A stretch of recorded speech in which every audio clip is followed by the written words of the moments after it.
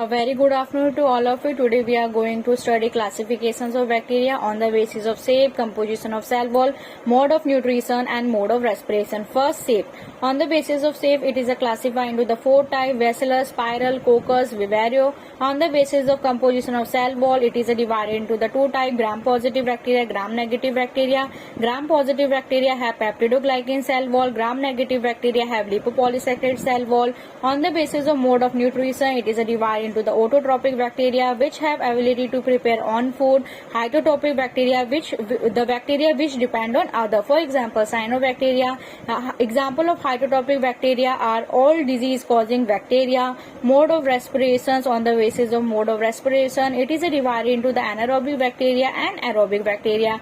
Anaerobic bacteria are those bacteria which do not require oxygen for the survive, but aerobic bacteria are those bacteria which require oxygen. For example,